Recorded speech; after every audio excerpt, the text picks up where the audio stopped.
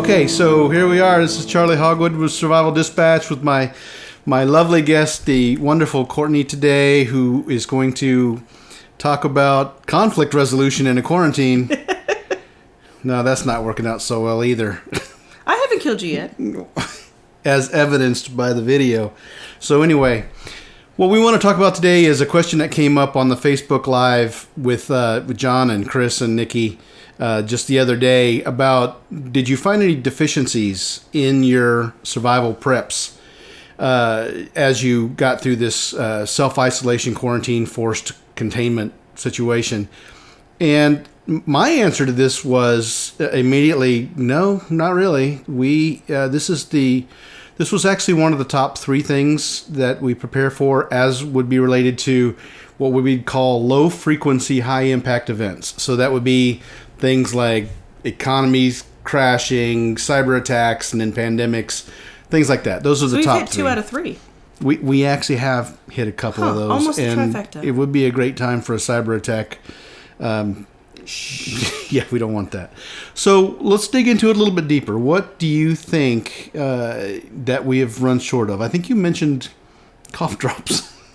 Yeah, funnily enough, we are very low on cough drops, and that is a weird thing to prep for or think about prepping, but I apparently have lost track of how many cough drops we had or I guess don't have. So that's something that we are, I guess, deficient in. But I think the biggest thing for me is that we have all of our food and water supplies, if you will, but one area that I know that I personally have struggled in is the actual meal planning. So I have all the options available to me, and I have no idea what to do with them sometimes. So I think that's something that probably should be added into sort of kind of preparedness plans. Like, okay, you have 40 pounds of chicken, 50 pounds of ground beef. You went out and bought that half a cow. Okay, great, but what do you do with it now? Can you use the things that are actually in your pantry, in your basement, in your cellar, wherever you're keeping all of this? Can you actually use them efficiently so that you're not suffering from a lot of food waste? So I think that's something that I wish I had done a little bit better with, is the meal planning part of it. So meal planning is definitely something that we could have worked on, but we struggle with the meal planning all the time. I mean, we're, as much as we've prepared for, all of these different contingencies, we, when it comes to a Monday night or a Wednesday night, we're like, okay, what do you want for dinner? It's not like we have to run to the store. We never have to do that. It's, because we have enough food for months and months and months probably, but we haven't had to try it out on this scale. And I don't know if we're going to get to try it out on this scale because we've prepared so well and because we anticipated all of this. And I know the corporate world is calling. I know. My phone is ringing. Sorry. Amateur. I have a company to run, Yeah, I know. I'm lucky to have you for a minute. This is like my lunch break that I'm using for you. So, yes, I get that. So, I think the point that I was making is because we saw this happening in January, this kind of came up in January early January, started seeing this popping off in China. And I was like, hey, why don't we just go ahead and take inventory of what we got? And we started... you say that, but I want to point out that you said maybe we should get some more hand sanitizer. And I said, okay. And I placed a massive order on Amazon, and the box showed up, and somebody was like, you are insane. That's a lot of hand sanitizer. It was giant jugs. What'd you get, like 6 of them or whatever? It was like... Who's laughing now? So we have like drum-sized hand sanitizers around here. Okay, fine. You score a point there. You've come a long way from not liking camping. That's true. That's true. So anyway, what we did is we started looking at what we had, and we said, let's think about the things that we would need that we might not be able to get. So fresh items, not necessarily stuff that would go bad, like fresh produce and stuff like that, but we started getting a lot of meat.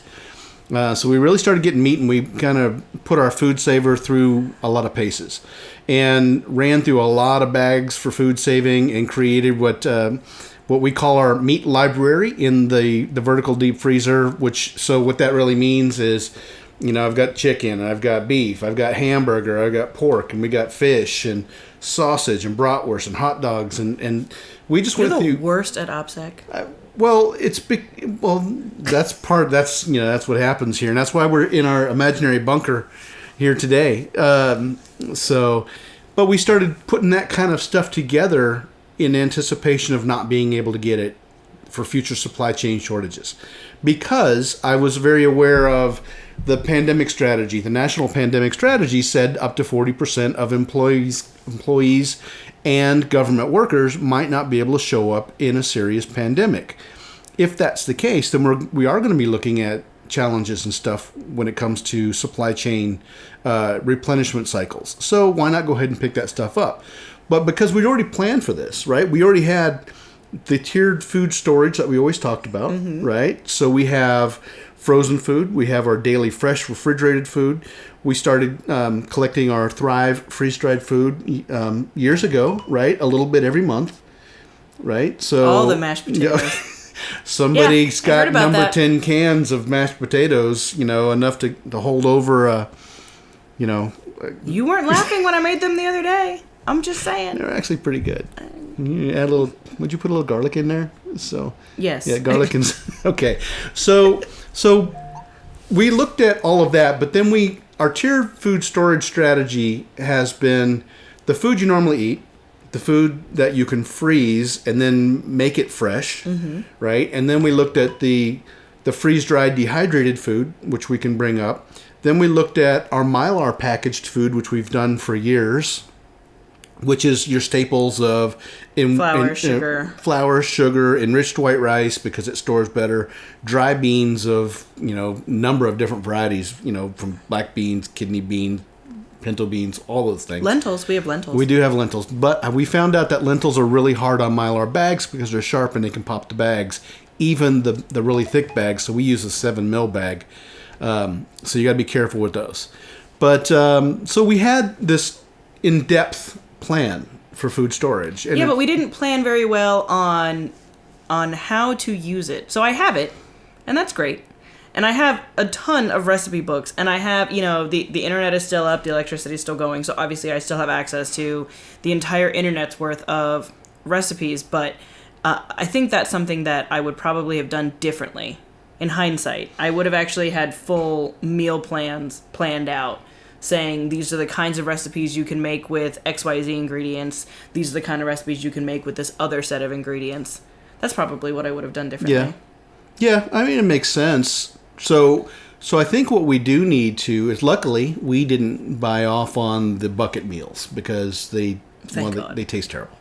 And we would never find ourselves, if we just had our regular food storage, our regular, what we jokingly call our doom room pantry of stuff, and it was all bucket meals and we only had whatever we ran out of in the refrigerator. Now we're eating bucket food.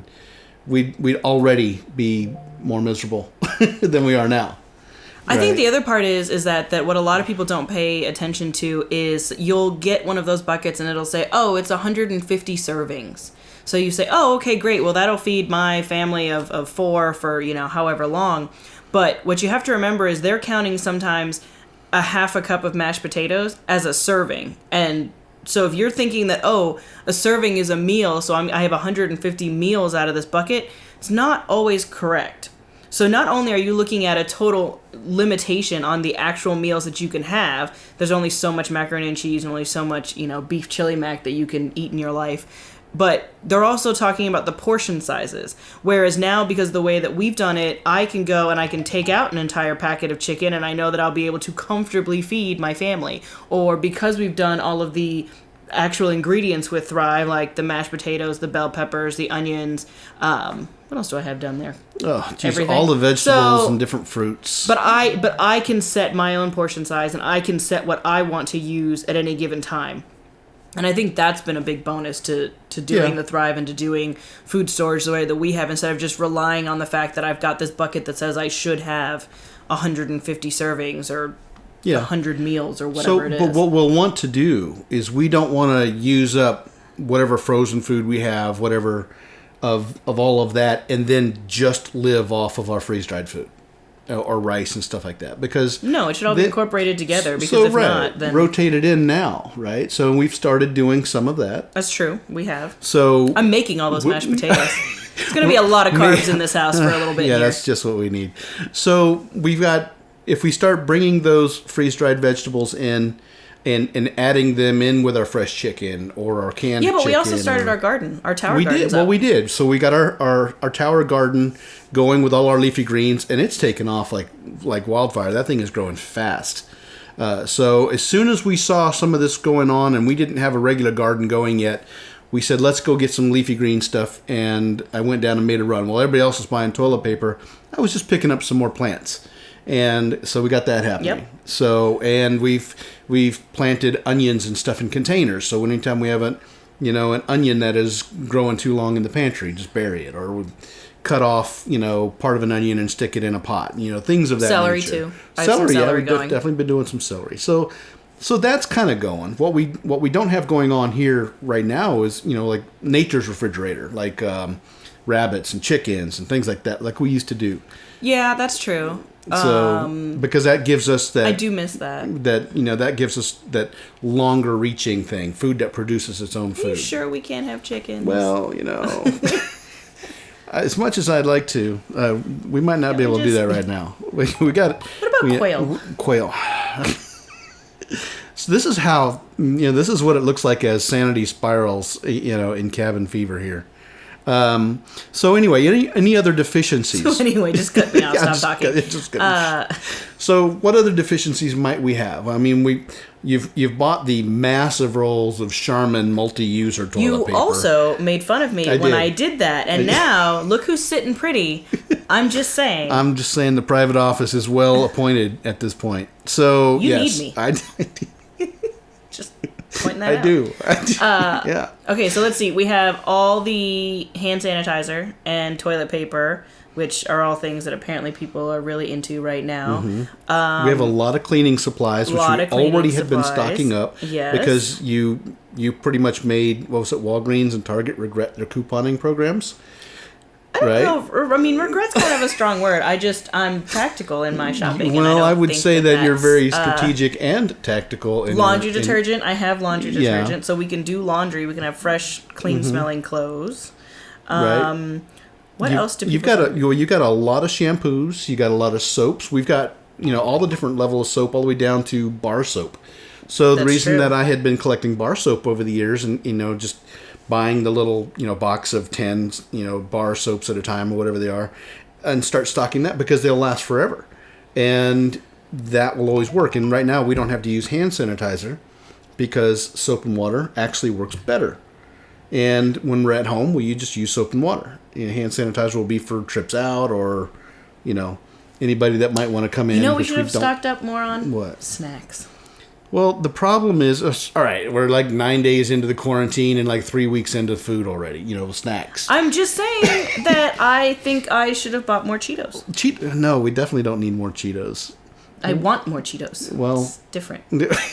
Yeah, so do I. But so that brings me, what we need to stock up on? Some physical exercise. Look, I have a schedule, okay? So there's that. It had been raining forever here until just recently, just the other day. Yeah, it's actually really nice out today. So yeah, it's a little cool and breezy out today. Hopefully today we'll get outside for a our little buddy bit. in Texas down there is sweating and sent me a picture of a lot of baby powder. Him sweating? Well, no. No. This is why I get gifts from people, it's, I don't really want to be a part of I didn't need to see him putting on the powder. It was too much. I'm gonna too much information. TMI. So anything else that as far as water goes, we're good. No, well, nothing is here around here. So our water's taken care of because we don't expect to lose water. But even if we did, we have our Berkey. Yes. Right? And we use our Berkey every day. It stays on the counter for years, and it's worked out very well for us. The coffee tastes much better with Berkey water than it does with fridge water. We did stock up on a lot of coffee, and we stocked up on both kinds, the bean and on the already ground. Yes. Because we usually grind our own coffee. Because I'm not giving up my coffee. Okay. So there's that. So I don't know what that's going to leave us when it comes to running out of creamer. But we'll have to see that. No, I have creamer as well. You do. So, all right. So that's priorities. All right. Priorities. So like fresh milk, half and half, things like that. If you'd let me get that cow all that years ago. I know. You're a mini cow. Yeah. Nah. And I'm not doing goats. I've done that before, and I've had enough of that. I know, but the cheese. So for we anybody, could have a black market goat cheese. a black market. Why don't we just yeah. call it shadow economy? Why is it gotta be all? I'm just saying, we illegal. would be so popular in this neighborhood if we sold goat cheese. So Oh, and we have the herbs going in the Tower Guard. We could have herbed goat cheese. We have different varieties. This is why we don't do videos together, because it goes off the. This is like doing a video with John and Chris, only prettier. I would hope I smell better than them. I don't know that they smell bad. Just saying. But I am working remotely these days, so anything else that you can think of that we need? So as far as nutrition items, that we're squared we need away. specifically as a family? Well, that are more, let's say, the ones that are more commonly overlooked. What are people doing? So I just talked to... diapers and wipes are in short supply now, apparently. Okay, so that's actually a big deal. That's kind of hard to fall back to something different, unless you... Actually, you can make reusable wipes from fabric. Mm-hmm. So I have a friend who's doing that because she, as an adult, actually requires baby wipes for medical reasons. And because she is worried about the restock, she actually started making reusable wipes. So that seems to be going pretty well for her, is what I've been told. Mm-hmm. So that's pretty cool. But yeah, diapers and wipes seem to be something else that people are fighting over. I hesitate to use the word hoarding, and I really feel like... I'm sorry. Is my work getting in the way of the video? Your corporate life is getting in the way of our. So, okay. On a side note, I take issue with the idea that everyone who is buying supplies right now is hoarding, and anyone who buys supplies at all right now, everyone says, "Oh, you're a hoarder. You're a hoarder," and I take issue with that. Okay. One, because I think that if you are just going out to buy supplies now, you're a little late to the game, and that's kind of on you. But also, some quick math will tell you that it's not necessarily... If you go into a grocery store and find that there is no toilet paper, for instance, it's not because 3 people have bought up the whole store. You are having massive runs on grocery stores by massive amounts of people. Mm-hmm. So if there's only 100 packages, if there's 150 people in the store, guess what? You're going to be out. And it has nothing to do with people buying all sorts of things. It has to do with the fact that if every one of those people just buys one package, that you're going to run out, economies of scale. But, so I think that for me personally, I've just taken issue with that recently, of people saying that if you're out shopping right now, you're hoarding. Well, a lot of people are unable to buy a lot of stuff. They don't have the ability, the finances to go out and buy a bunch of stuff and then just stay home. So they are all out now, buying their supplies for the week, whatever they can afford. So that does keep people out buying stuff right now. And I don't think that makes it wrong that they're out buying things. I don't think you can classify everybody walking into a store as a hoarder these days. That's what I'm saying. I just don't think it's a fair... I just don't think it's a fair assumption. And what I think that is breeding, though, is a level of animosity in the stores that I have not seen or felt before. So you went into the Publix. I did. When we were headed out of town... Was it last weekend? For very important, we were out of Hershey's chocolate for s'mores. So yeah, we were going to the mountains. We were going to go out because we were already squared away. We said, let's get out of town and go to the mountains. And we needed s'mores for the kids. You braved. It's not for the children. Okay, fine. I was trying to give you an out. Me. No, I firmly believe that s'mores are the perfect dessert food. So we were out of chocolate, and I thought, okay, I'm just going to run in, I'm just going to grab some chocolate bars, and we'll be back out. It won't be a problem. And what I found is that when I went into the store, just the tension in the air, I mean, you could feel it. And I was talking to a couple of the employees as I was waiting in line, and they were just like, it has been a madhouse here, and people have been angry, and fights have been breaking out, and... No sooner had that been said to me when the woman who was in line in front of me started yelling at the poor cashier who, I don't know, she was maybe, 16, 17, some poor young girl. Because Publix has instituted a limit of 2 on pretty much all items. Except for some, random things like candy and, something else. But... this woman could only buy 2 cans of gravy, and she had, a handful of them on the conveyor belt. And the cashier was saying, "I'm sorry, ma'am, we're only limited to 2." And she starts screaming. I mean, full on like a child temper tantrum, screaming at the cashier that how dare they limit it to 2, and what was she supposed to do, and how could they can't do that. I mean, just a full-on screaming match, berating the cashier for these actions. And so she finally finishes her purchases and she leaves. And I'm next in line, and I mean, I have a handful of just honestly random things I kind of picked up as I'd gone through the store. And I had picked up a couple of cases of like instant noodles for the kids because I figured those would be easy to make while we were camping. And without realizing it, I had picked up more than 2. And the poor girl behind the counter is like, "Ma'am, I'm so sorry, but you can only have 2." And because, again, I was just picking up stuff that was kind of incidental. It wasn't anything that we needed. I'm like, okay, that's fine. It's not a problem for me. And the sheer sigh of relief that came from her that I wasn't about to pitch a fit the way the woman in front of me had. And the cashiers are telling me that they are getting yelled at all day long. All day long, from when they open up the store at 7, 8 a.m., whatever it is, until they close at 7, 8 p.m.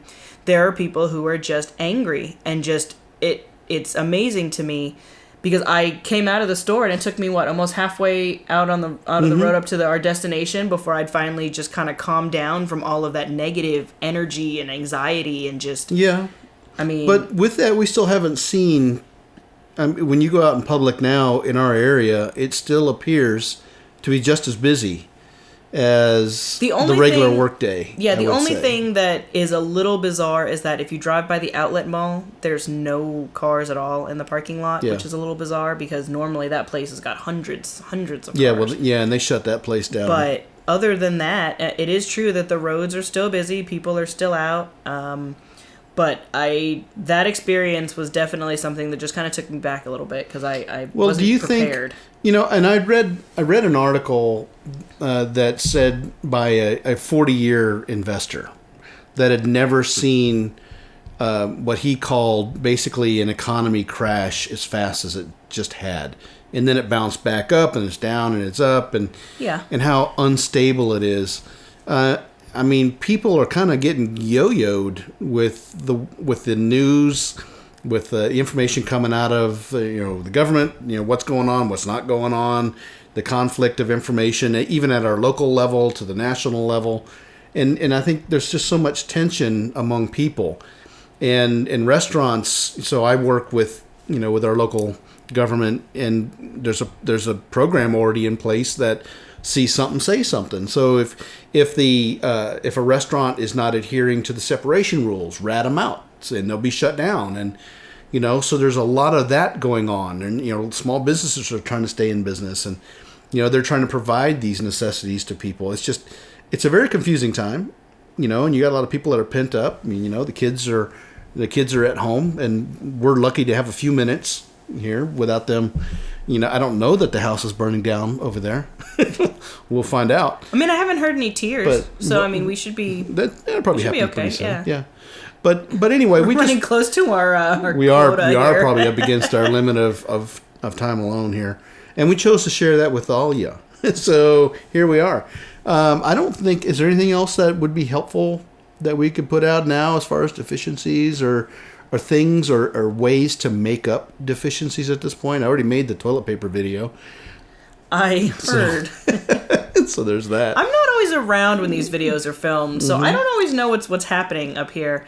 As far as deficiencies go, I think that it's just important for people to realize that at the end of the day, this is going to be temporary.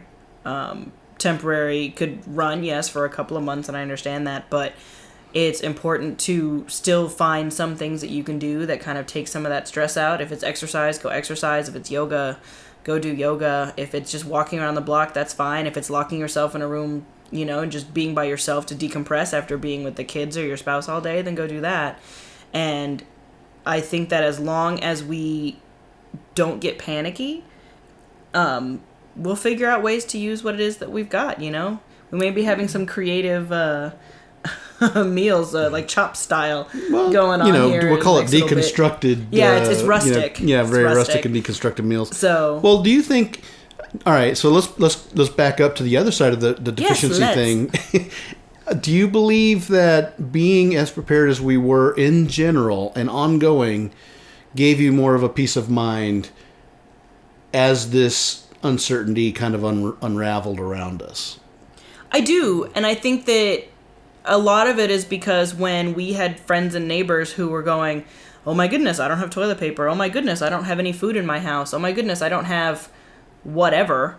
Those are not things that I worried about. So we had friends fretting that Amazon wasn't able to get them their shipment of XYZ thing. Meanwhile, I'm buying random things on Amazon, like, oh, I should get an Easter basket, for Tessa and that's still in stock, and I got it, and I didn't feel panicking, like, oh my goodness, what would we do? And the interesting part is that close friends of ours, we started telling them earlier on, hey, you really kind of need to get your act together. And we had one family friends who were like, you know what, you're right. And they went ahead and got everything together, and they probably have more supplies in their house than they've ever had in their lives, as far as any sort of setup for emergencies or preparedness or survival, whatever you want to call it. And, I had other friends who were like, yeah, whatever, it's not that big of a deal. And now those people are like, I don't know what to do. But the other family that is, hey, we took this seriously. She's like, aren't you proud of us? And I said, yeah, I really am. And it also gives me a peace of mind to know that they're okay. And I don't have to worry about them. So it's definitely, I think, helped from an anxiety standpoint. I think it's definitely helped from a just general everyday, I'm okay that I know that I can feed my family, and I know that the money that we do have coming in can go and pay our important bills. That's an important point, because having that stuff already in place and not having to run out and drop $1,000 or $2,000 or however much money on this stockpile of the uncertainty, that because we already had I didn't have to fight at Costco our home for anything. grocery store, all that stuff already in place over years, a little at a time. Now, whatever money, is coming in can be focused on things that we feel that it really needs to go to. Well, money's not going to come in if he doesn't give me my phone back. Well, there's that, and, I'm charging you to be here. So I'm just, yeah, you so are charging me. So I'm going to say, let's go in closing. We took what we preach. I preach the 9 areas of survival. And we do that in everything that we do. I'll be honest with you, I don't think I can name all 9 of them. I can only do so much. To be fair, he started with 6. Several years ago, it was only 6. It was. And it's only over time that it's gotten more. Yeah. And I'm waiting for the day that he's like, well, there are 32 areas of survival. I'm trying not He's to. He's probably going to quiz me on them, and then I'm going to fail. Yeah, I am. You want to quiz now? Can you name one of them? Oh, you're funny. No, I could probably get at least 70%, maybe. Food. What is that, a C? Yeah, that's okay. Hold on. Food, water, shelter, security, medical, transportation, energy. 7. What's 7 out of 9? Food, water, shelter, safety, and health. Yeah, I did that. Security, I said medical. energy, communication, transportation. What did I forget? And intelligence, information gathering. Alexa, what's great. Oh, see, figures. Broke the internet. Don't talk to that thing. I got 7 out of 9. That's not bad. So yeah, that's really good though. So the other stuff is stuff Susie, that you what is wouldn't that, a B? normally think. No, I'm not great. That's not a curve I'm going with. So that's what we do, and it worked out very well. And we had those are not really in a specific order, but we put food first because all survival is going to be physiological. We've got to stay above room temperature. We got to stay yes, well. Maslow. That's right. So we have to make sure we can eat. We have to make sure we have our shelter. We have to make sure we have our medical supplies. And then, all that loving and belonging and all that mushy stuff can come later on. Oh, yeah, we don't need any of that. So, that's a different video. So, but that's... that one has a fee. Not doing the webcam thing no matter what John says. So, anyway, but that's where we are. So, that's what I would recommend for everybody do. Constantly reevaluate your position. Look at those 9 areas of survival. Just go through those. Make sure that you're scaled properly in all of the 9 areas of survival. Stay informed and try not to get too much information. Work with your spouse or partner, not against them. At least attempt to be make on an the attempt same to do page. though, even if you think you are, you might not be. So anyway, so that's work together. We're gonna go work on some conflict resolution right now. On the punching bag downstairs. Anyway, this is Charlie and Courtney. We're with Survival Dispatch. Check us out if you like the video. Hit subscribe. If you don't, well, that I can't help you. So, and How could you not like all of this? This is handsome. So for that and more, check out insider.survivaldispatch.com, regularsurvivaldispatch.com. Check out our podcast that we have. Check out our YouTube channel, all of our social media, and we'll be back next time with some other intriguing topic. We're out. Oh.